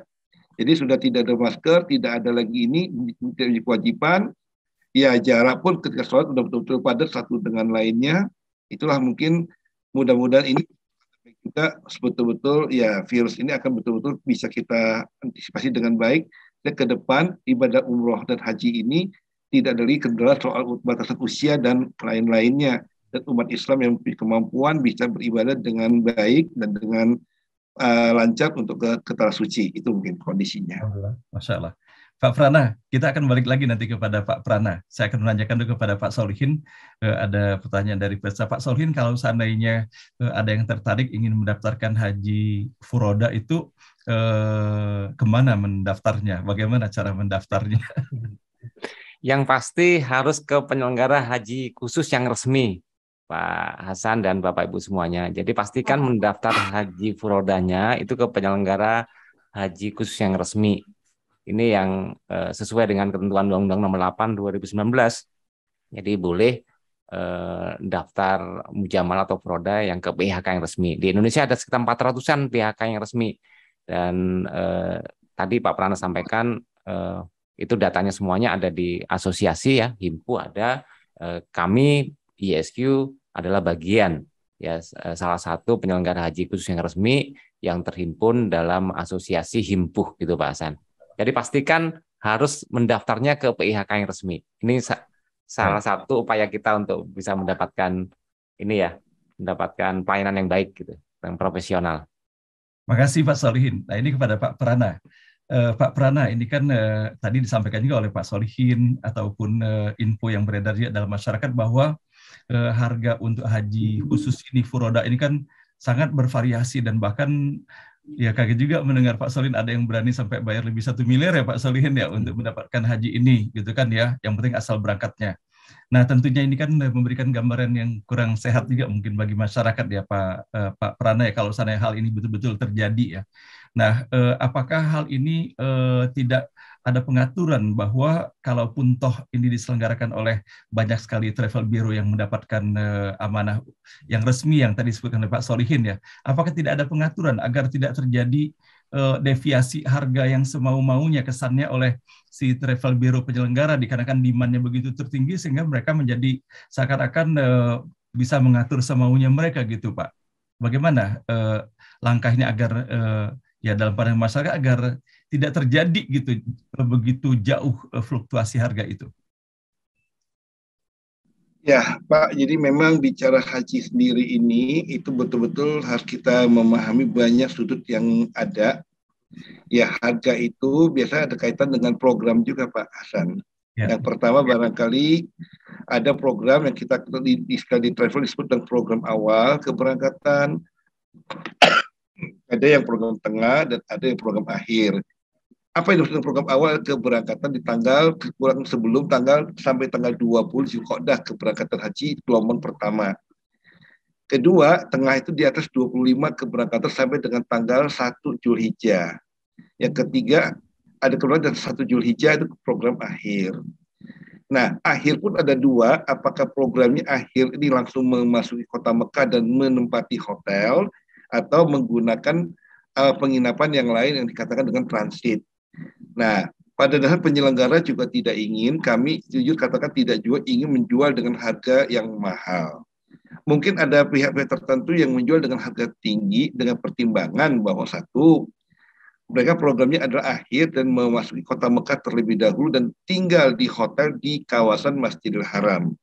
Nah, kita memahami pada saat itu harga hotel karena kebutuhan seluruh pihak fokus di kota Mekah dan di sekitar haram, maka hotel yang semula normalnya mungkin satu malam sekitar 2.000 real musim haji bisa sampai satu malam mencapai 6.000 real per malam. Masya Allah. Nah, yang itu pertama. Dan kedua adalah mereka menjual dengan sistem paket, bukan dengan kita butuh berapa hari kita ambil, enggak. Mereka jual program dari 4 sampai 14 Zulhijjah atau 10 malam. Nah, kita tinggal mengalihkan 10 malam, contoh-contoh saya katakan 10 malam itu kali 6.000, 60.000. Ada yang bahkan sampai 80.000. Pernah kita beli juga 80.000 waktu masih haji normal. Nah, 80.000 itu untuk kondisi double, satu orang berarti 40.000 real. Artinya sudah 160 juta kalau kursnya 4.000. Itu baru untuk kamar di sekitar wilayah Masjidil Haram. Dengan kategori, ya saya tidak sebut nama hotelnya lah. Ya, kisarannya antara 60 sampai 100.000 kurang lebih harga hotel selama periode itu. Nah, pada periode itu kita juga 8 Zulhijjah, 9 Zulhijjah, 10 Zulhijjah kita nggak menempati kamar. Nah, inilah uniknya di bidang haji, pakai nggak pakai, kalau sudah ambil paket kita mesti bayar di depan semua. Itu kondisi yang ada. Nah, kedua visa, memang tadi itu di sisi hotel ya. Kedua sisi visa memang tahun ini memang ketika kebutuhan visanya semakin tinggi, demand-nya tinggi, supply terbatas, maka harga visa yang semula kita memang plot itu atau direncanakan dianggarkan antara 6 ribuan, ternyata tidak bisa ditahan karena barang terbatas. Mereka juga mengalami yang punya jatah juga berkurang. Misalnya saya adalah pejabat kerajaan. Normalnya saya dapat jatah 5, istri saya dapat 3, anak saya dapat 2, misalnya contoh kondisi yang ada. Karena kuota secara internasional dipotong 50%, maka tahun ini untuk jatah istri saya dan anak saya dihilangkan, hanya punya jatah saya saja. Nah, ini menyebabkan suplainya berkurang sedemikian rupa. Nah, kalau suplai berkurang, makanya demand tetap tinggi, maka terjadi harga yang di lapangan yang semula 6.000, bahkan terakhir kita dapat informasi sampai dijual di angka 10 sampai 12.000 dolar untuk visa saja. Nah, ketiga, untuk antisipasi dulu sebelumnya bahwa jamaah datang tidak punya tempat tinggal karena mungkin pihak travel juga tidak bekerja dengan benar. Nah, pemerintah Saudi membuat paket, namanya paket untuk masair dan paket akomodasi selama di Saudi. Ya, selain visa, kita harus membeli paket akomodasi yang disiapkan oleh pemerintah Saudi melalui perusahaan tertentu yang ditunjuk oleh Saudi. Kita sebut saja namanya lembaga adalah Flynas. Nah, itu saja paket paling murah untuk Arafah Mina plus dengan penginapan di kota Mekah tanpa Madinah, itu saya kemarin mencapai 14.000 real. Nah, inilah kira-kira Pak Hasan mungkin untuk tahun ini biaya-biaya dikeluarkan yang semula visa normalnya 6 ribuan, bisa sampai 11.000, 12.000. Paketnya Arafah Mina dulu yang mungkin sekitar 10.000, 9.000, 10.000, tahun ini sudah sampai ke 14.000. Nah, inilah besaran yang harus kita bayarkan untuk pelaksanaan visa Furoda tahun ini. Jadi apa yang dibuat mahal? Mungkin ada yang pernah kehebohan terjadi di tanah air, penawaran berangkat dengan menggunakan private jet. Mungkin ada penawaran. Saya tidak bisa sebutlah siapa pelaksananya, tapi kenyataan juga mungkin mereka juga tidak dapat visa juga secara menyeluruh, menjual dengan paket 65.000 dolar. Ya itulah mungkin karena Pak Solih tadi 1 miliar tadi. Normalnya sih kita menjual ya, kita juga tidak mungkin, mohon maaf, kembali saya harus katakan, ya saya juga menghimbau juga pada penyelenggara juga sama, kita semua penyelenggara, ini adalah untuk melayani tamu-tamu Allah. Kita harus komit dulu tentang hal ini poinnya dulu. Bukan efek AA, bukan bisnis itu kita kemukakan, kita harus mengedepankan adalah bagaimana melayani atau berkhidmat kepada tamu-tamu Allah. Insya Allah kalau kita bekerja dengan niat demikian, pasti kita juga akan berhitung secara cermat dan benar. Jangan sampai juga penyelenggara mengalami kerugian, tapi juga tidak boleh kita menjual dengan harga semau kita, yang penting kita dapat keuntungan. Jamaah bagaimana, itu yang kami hindari ya. Ini harus komitmen saya katakan. Kalau kita mau berusaha di bidang ibadah haji dan umroh, ini harus dikedepankan dulu, bukan bukan bisnisnya dulu. Ini mungkin yang betul saya selalu menghimbau juga teman-teman. Baik, kami selalu katakan Ibu hadir untuk menjembatani, bukan untuk membuat sulit atau membuat susah. Bagaimana supaya bisa sesuatu itu yang bisa tinggi, bisa kita coba kurangin harganya dengan kita kerjasama antara anggota yang ada. Siapa yang punya barang hotel yang bagus, kita coba kerjasamakan, harga bisa cepat murah, kita bersaing dalam pelayanan, bukan dalam hal kemewahan, tapi dalam hal pelayanan. Ingatlah, ini adalah beribadah ke tanah suci, kita ingin mendapat kebarokahan. Itu mungkin yang menjadi hal yang harus kita garis bawahi sama-sama. Itu mungkin Pak Hasan. Masya Allah. Baik, terima kasih Pak Prana atas keterangannya yang disampaikan secara lugas. Nah baiklah Pak Prana, Pak Solihin dan juga Pak Hamzah, kita akan mengundang sekarang ini mewakili peserta kepada Pak Rudi Rajab. Kami persilakan Pak Rudi. Terima kasih Pak Hasan. Bismillahirrahmanirrahim. Assalamualaikum warahmatullahi wabarakatuh. Waalaikumsalam warahmatullahi wabarakatuh. Pak Rudi, sehat selalu Pak Rudi. Alhamdulillah, terima kasih Pak Hasan.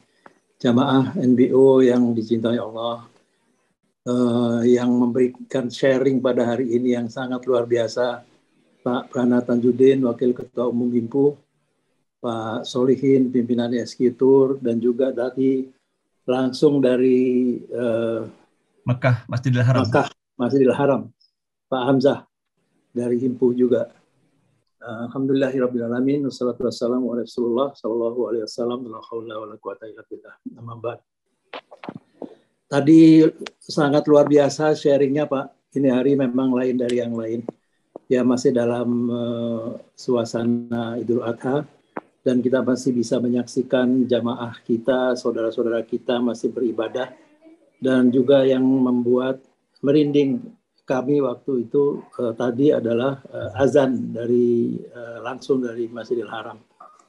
Jadi saya kira sudah lengkap hari ini penjelasan yang disampaikan oleh Pak Prana tadi.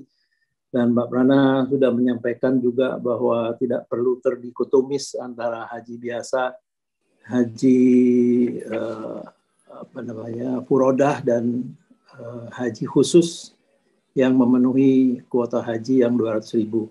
Latar belakang tadi juga disampaikan oleh Pak Prana bahwa kebijakan-kebijakan pada pihak-pihak tertentu yang di Saudi itu adalah hak prerogatif Saudi. Kami juga kebetulan sedikit memahami Pak dari Kadin Timur Tengah bagaimana kesulitan bersaing dalam hal ini. Yang itu kadang-kadang kita di luar peribadatan, di luar ritual peribadatan haji. Itu ada magnet bisnis yang luar biasa, triliun itu Pak. Oleh karena itu tidak heran bahwa Raja Saudi, Raja MBS, Muhammad bin Salman, dan pendahulu-pendahulunya selalu mengatakan saya bukan raja, saya bukan presiden, saya bukan CEO, saya adalah Khadamul Haramain. Jadi pelayan kedua tanah suci. Ini lebih tinggi dari segalanya. Oleh karena itu, terima kasih sekali Pak Prana penjelasannya yang sangat-sangat memuaskan, tapi belum memenuhi semua permintaan dari jamaah NBO. Saya kira masih banyak sekali jamaah NBO, baik yang belum melakukan haji ataupun yang sudah berkali-kali haji, yang ingin mendapat penjelasan kembali dari Himpuh, terutama Pak Prana Tanjudin tadi yang sudah menyampaikan ini dengan sangat tuntas dan sangat lugas, bagaimana kita bisa mengulangi lagi ibadah haji itu. Karena begitu pulang itu selalu ada niat Pak untuk kembali lagi untuk lebih sempurna dan lebih sempurna lagi. Tapi dalam hati kecil kita berbisik, apakah niat untuk pergi haji ini tidak menghalangi jatah dari saudara-saudara kita yang sudah menunggu 40 tahun. Nah inilah yang menjadi pertimbangan dan wisdom kita, pasrah ini seperti apa dan juga keinginan untuk beribadah seperti apa. Ibarat dari tempat jauh dengan berusaha itu, kalau dari dulu adalah berjalan kaki, sekarang udah bisa memakai private jet tadi disampaikan oleh Pak Prana. Terima kasih Pak Prana apa yang sudah disampaikan. Pak Solihin dari SK Tour, saya kira sangat bagus sekali tadi Bapak sudah menyampaikan secara tuntas bahwa dari 4.000 itu pelayanan yang diberikan sudah maksimum dari SK Tour. Saya jadi teringat Pak, tahun 87 saya pergi haji pertama bersama ibu saya almarhumah, itu 46 tahun yang lalu. Itu masih belum ada organisasi yang diatur rapi seperti halnya SK Tour dan juga perusahaan-perusahaan tour yang lain. Tapi ada kelompok-kelompok kloter istilahnya. Saya masih ingat juga nama kloternya itu kelompok Al-Haramain, disebut Al-Haramain. Dan saya dan ibu saya dan keluarga kami juga memilih 40 hari karena bisa puas pergi haji Arba'in, di samping ongkosnya jauh lebih murah. Dengan 12 juta saja kita sudah bisa pergi untuk satu orang. Dan itu kita bisa mendapatkan 40 hari, 40 kali sholat wajib Arba'in di Masjid Madinah. Jadi tadi sudah disampaikan juga bagaimana SQ Tour sudah mengorganisir dengan sebaik-baiknya dan ini menjadi model. Jadi pimpinan-pimpinan organisasi tour dan baik itu sisi bisnis maupun dari sisi ibadahnya, karena dua-duanya dapat ini Pak Solihin, Pak Prana, rezeki dari Allah itu akan pasti mengalir. Amin. selama niat kita niat yang luhur, niat yang murni untuk penyelenggara haji, penyelenggara karena Allah Subhanahu wa taala. Pak Hasan, saya kira itu yang ingin saya sampaikan atas nama juga keluarga dan jamaah NBO yang kita dicintai Allah. Ini mudah-mudahan kita bisa bertemu lagi, juga Pak Hamzah masih bisa menceritakan atau hasil dari syutingnya untuk turun ke lantai bawah. Karena di lantai bawah itu dulu masih ada sumur Zam-Zam yang di sebelahnya di antara Ka'bah dengan Bukit Marwah. Yang itu kita turun, tapi sekarang saya nggak tahu bagaimana. Dan itu juga cerita mengenai Zam-Zam ini juga cerita yang akan sangat panjang dan tidak akan ada habisnya. Pak Hasan, kami mengusulkan juga ini Pak Hasan, untuk sharing dari masing-masing jemaah haji yang sudah pernah pergi haji dan masih ingin pergi haji lagi. Seperti halnya saya 87 dan kemudian saya belum menghajikan istri saya. Saya menghajikan istri saya bersama saya dan menghajikan orang tua pada tahun 2000, Pak. Jadi itu tahun kedua. Itu masih ada keinginan lagi pergi, ya umroh saja. Umroh masih ada keinginan haji lagi, ya nanti tunggu waktunya, insya Allah kita sehat, kita bersama-sama dengan jemaah YSQ yang dicintai Allah. Juga doa kami untuk Ananda Hadianto dan Stasya, mudah-mudahan hajinya haji mabrur, dan juga semua jemaah NPO yang sedang dan telah menyelesaikan ibadah hajinya, semoga mendapatkan pahala haji mabrur. Insya Allah. Amin ya rabbal alamin. Billahi taufiq wal hidayah. Assalamualaikum warahmatullahi wabarakatuh. Waalaikumsalam warahmatullahi wabarakatuh. Masya Allah, terima kasih Pak Rudi. Dan titip salam juga tadi dari Prof. Soryadi untuk Pak Rudi dan Bapak dan Ibu semuanya, beliau dalam perjalanan ke Bandung. Dan menarik sekali ketika Pak Rudi menyampaikan Pak Prana ya, dan kebetulan beliau sangat erat ya secara emosional juga dalam interaksinya dengan negara-negara Timur Tengah, sehingga beliau paham benar ya atas apa yang disampaikan oleh Pak Prana pada hari ini. Dan terus terang saja Pak Rudi ya, tadi saya kira sama ya, tiba-tiba getaran itu kerasa di kita semuanya ketika Pak Hamzah ya menayangkan awal tadi itu, pas lagi suara azan ya. Azan, Pak, azan subuh. Walaupun kita sering ya melihat siaran live ya dari TV ya, misalnya kan suasana di Mekah ya. Namun tiba-tiba pada hari ini getarannya sangat berbeda rasanya tadi Masya Allah. mendengarkan azan itu. Itu yang pertama. Kedua, tadi ketika mendapatkan informasi bahwa usia untuk umroh pun ya dibatasi 65 tahun ya, yang kita dengar ya Pak Rudi ya, tiba-tiba menyelusup rasa apa ya, sedih gitu ya. Buat saya pribadi tahun ini kan usia 64 ya. 64. Ya Allah, ini tinggal sebentar lagi. Ingin rasanya menabung dari sekarang agar pada saat usia sebelum 65 itu berakhir sudah bisa pergi lagi ke sana lagi gitu. Insya Allah Pak. Insya Allah. Seketika gitu kan ya. Nah Bapak Ibu sekalian yang dirahmati Allah, benar yang disampaikan oleh Pak Rudi juga tadi itu, bahwa walaupun secara emosional ya kita pasti merasa kurang terus ya, untuk haji pun kita kurang. Kenapa ya dulu waktu di Mekah kok kita kok tidak menghabiskan waktu untuk lebih berkualitas lagi gitu. Dan begitu juga umroh, sehingga kita ingin pergi lagi. Tapi di sisi lain ya kesadaran bahwa terutama untuk haji ya Pak Rudi ya, tidak akan mungkin kita mencapai kesempurnaan itu kecuali hanya Allah yang maha sempurna. Jadi memang ini ujian yang buat kita adalah sejauh mana kita bisa mengendalikan keinginan kita itu Pak Rudi ya, tanpa harus merugikan jatah orang lain, terutama dalam melaksanakan ibadah haji yang merupakan kewajiban sekali saja sebutan bagi kita semuanya. Terima kasih Pak Rudi, selalu sama-sama Pak. Selalu sama-sama Pak Hasan. Terima kasih. Sampaikannya Pak Rudi, sehat walafiat selalu insya Allah.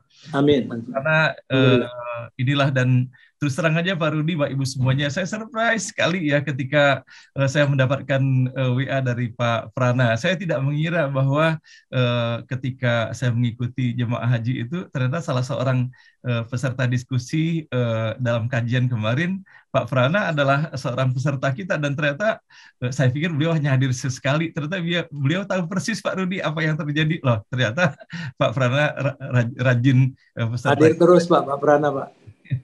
Kami bahagia sekali Pak Prana secara emosional kalau beda rasanya kalau kita mengundang pejabat dengan mengundang yang peserta hadir dari peserta kita sendiri. Nah, sebelum kita mengakhiri ini, dari Pak Prana mungkin ada kata penutup untuk pertemuan kita hari ini, Pak Prana, sebelum nanti setelah pulang ya Pak Rudi, kita akan undang ya peserta jemaah haji kita untuk sharing ya secara spiritualitas apa saja yang dirasakan itu. Termasuk Pak Prana, tentunya kami mohonkan juga nanti Pak Prana pada kesempatan itu nanti. Kalau hari ini sebagai himpuh, nanti dalam pertemuan berikutnya Pak Prana sebagai peserta NBU sharing khusus peserta NBU lainnya.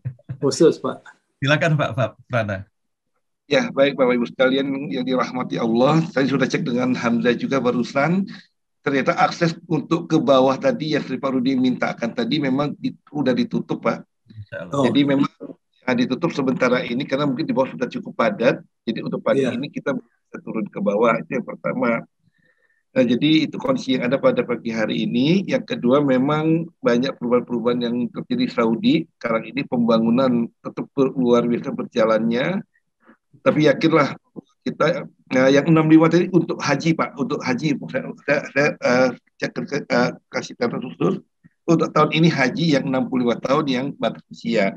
Untuk umroh sudah dibuka bebas Pak sampai 80-an ke atas juga banyak. Masih bisa kan?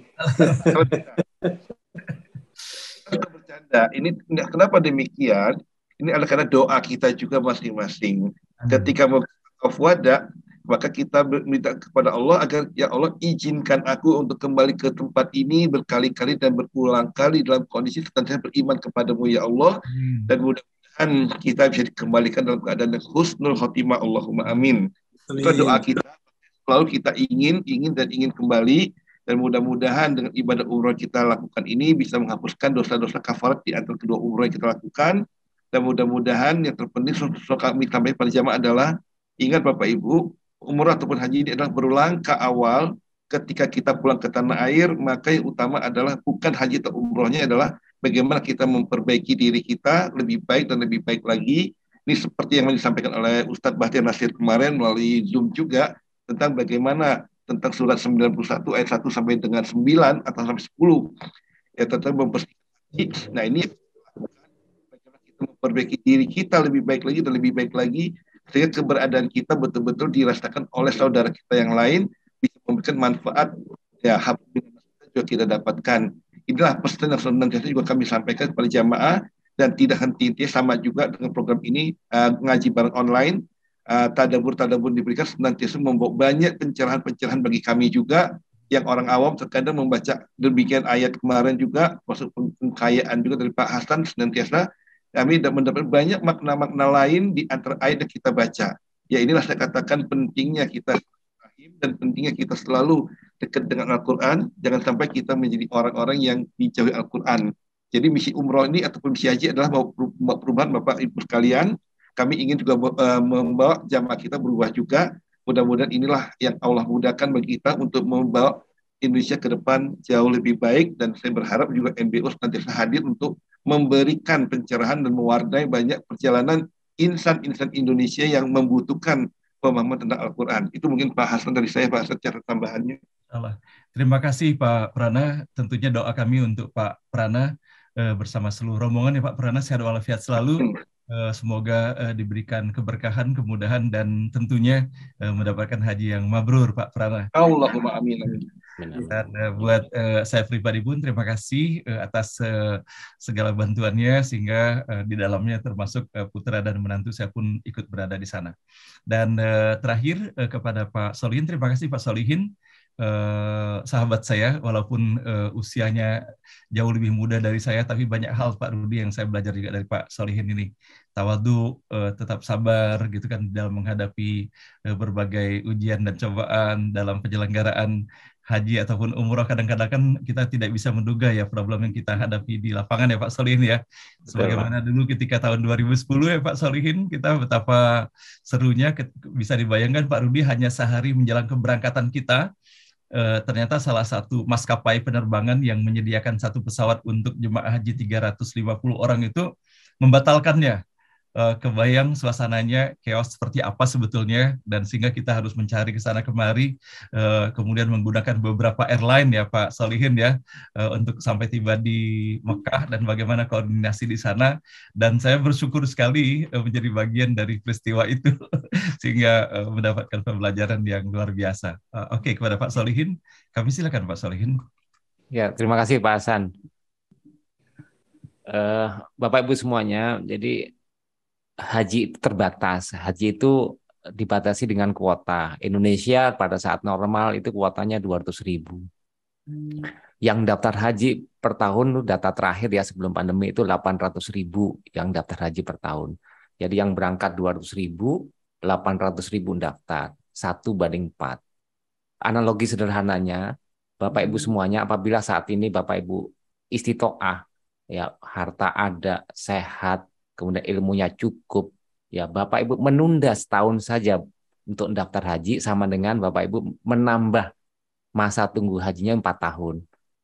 Jadi menunda setahun 2023 gitu ya. Padahal uang ada, ya Bapak Ibu akan menambah masa tunggunya 4 tahun. Karena tadi yang daftar 800.000, yang berangkat 200.000. Jadi jangan tunda untuk mendaftar haji. Daftar haji itu bisa dimulai dari umur 12 tahun. Daftar haji itu tidak harus pada saat kita nanti sudah mapan. Yang daftar haji itu bisa dimulai dengan mendaftarkan anak cucu kita. Ya, insya Allah kami ya yang tergabung di Himpu, para penyelenggara umrah dan haji, ya bisa membantu Bapak Ibu semuanya untuk mendapatkan informasi-informasi, mendaftarkan Bapak Ibu semuanya sesuai dengan kemampuan, sesuai dengan kondisi saat ini. Ya, terima kasih. Kurang lebihnya mohon maaf dan kehormatan buat saya bisa menghadiri acara NBO di pagi hari ini. Terima kasih Pak Hasan, terima kasih Pak Rudi dan Bapak Ibu semuanya. Assalamualaikum warahmatullahi wabarakatuh. Waalaikumsalam warahmatullahi wabarakatuh. Terima kasih Pak Solihin, sehat walafiat selalu dalam ridha Allah. Amin ya rabbal alamin. Nah, Bapak dan Ibu yang dirahmati Allah, kita hari ini mendapatkan suguhan yang sangat istimewa atas koordinasi dari Pak Prana dengan dihadirkannya Pak Hamzah. Pak Hamzah, bila berkenan, kita agar berlanjut silaturahim, tolong sekali wajahnya dimunculkan di balik kameranya agar kita satu ketika berjumpa di Jakarta bisa mengenal juga yang mana namanya Pak Hamzah. Masya Allah. Assalamualaikum Pak Hamzah.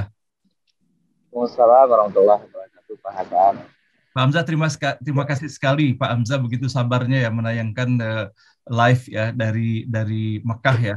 Dan terutama tadi itu Masya Allah kehendak Allah juga yang Pak Hamzah menayangkan pertama justru pada saat tadi azan ya, panggilan pertama sholat subuh, sangat mengesankan sekali. Pak Hamzah, kami persilakan, mungkin ada yang mau disampaikan sepatah dua patah kata di sana. Ya, terima kasih banyak Pak Hasan. Ya, alhamdulillah memang seperti yang disampaikan tadi bahwa kondisi Masjidil Haram untuk turun ke bawah aksesnya hampir semua pintu mulai dari masuk ke masjid sudah diarahkan ke lantai 2. Dan setelah masuk di lantai 2 atau lantai 1 itu tidak ada akses lagi untuk turun ke area tawaf. Jadi memang kondisinya dari luar masjid para petugas keamanan masjid sudah mengarahkan agar tidak terdapat kepadatan yang sangat di dalam Masjidil Haram. Itu saja mungkin yang bisa saya sampaikan Pak Hasan. Baik. Terima kasih Pak Hamzah, semoga lancar tugasnya dan semoga mabrur umrohnya. Sekali lagi terima kasih Pak Prana, terima kasih Pak Solihin, Pak Hamzah, dan juga Pak Rudi Rajab yang telah mewakili seluruh peserta hari ini.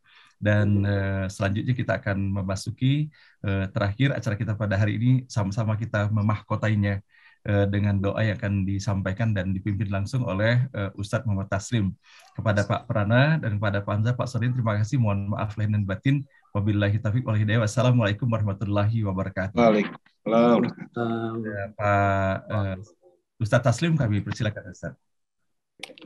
Assalamualaikum warahmatullahi wabarakatuh. Waalaikumsalam warahmatullahi wabarakatuh. Alhamdulillah wa syukurillah. La khala wa la quwata illa billah. Salatu wassalamu ala rasulillah wa ala alihi wa sahbihi wa mawala. Amma ba'du. Terima kasih Pak Ustadz Hasan. Hari ini terasa kita juga ikut haji ini, terasa. Insya Allah. Mudah-mudahan. Ya. Ya, Pak Prana, Om Sol, saya jangan manggil Om Sol. Sudah terbiasa Om Sol manggilnya. Nah, Pak Rudi, kita dari subuh, mungkin di sini sudah subuh, tapi giliran dengan adzan di sana, terasa subuh lagi itu. Subuh lagi. Ya, saya mohon maaf, tadi juga kesempatan saya menyampaikan ke jamaah karena ngisi kultum subuh, Pak Hasan, langsung saya suruh buka. Coba langsung buka meeting ID-nya ini, passcode-nya ini. Alhamdulillah ada beberapa jamaah buka. Nah, udah itu ikutin tiap hari. Semuanya tetap, saya bilang. Alhamdulillah. Jadi di Puri Bintaro tadi. Alhamdulillah jamaah juga tahu bahwa insya Allah kita setiap hari ini ngaji. Itu yang perlu disiarkan. Setiap hari ngaji. Nah, Alhamdulillah ada NBO ini. Marilah kita tetap memohon kepada Allah. Semoga kita semuanya diberikan sehat walafiat dan kesehatan tadi. Sisa usia kita hanya untuk mengaji dan mengkaji dan mengamalkan. A'udzubillahi minasyaitonirrajim. Bismillahirrahmanirrahim. Hamdan hamidin, hamdan na'imin, hamdan syakirin, hamdan yu'afiyu kafil mazid. Ya Rabbana lakal hamdu kama yanbaghi karim wa 'azimi sultan.